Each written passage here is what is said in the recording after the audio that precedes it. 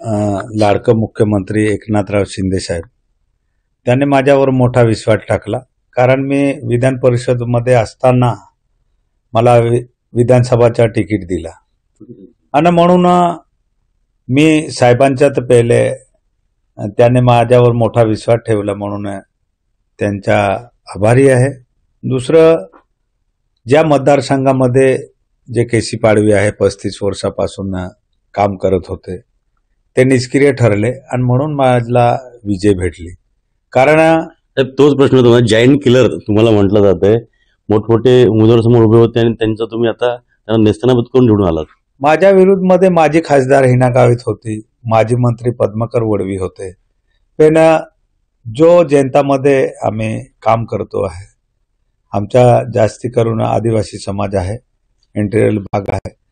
आझादीच्या 76 वर्षापासून आजपर्यंत विकास कामे झाले नाही. आणि या महाराष्ट्र राज्याचे लाडकं मुख्यमंत्री शिंदे साहेबांनी जे काम केलं आहे आणि आम्ही कामावरून मतदान मागितलं की बाबा आम्हाला आमचे मुख्यमंत्री जे काम करत आहे त्या पद्धतीने आम्ही काम करू.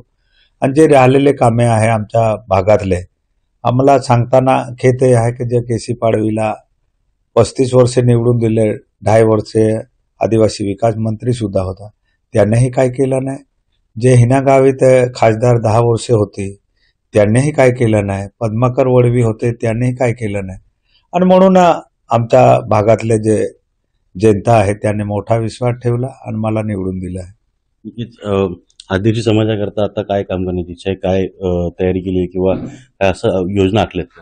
जे आता आज साहेबांनी बोलवलं आहे यांच्या ते जे गट नेता काय असेल ते प्रक्रिया पूर्ण झाल्यानंतर मी माझ्या भागात जे जे कामे नाही झाले ते मला माहिती आहे आणि म्हणून ते रणनीती आखून जास्तीत जास्त माझ्या भागाचा चांगला कसा होईल, कसं विकास करता येईल तेवढं मी करेल.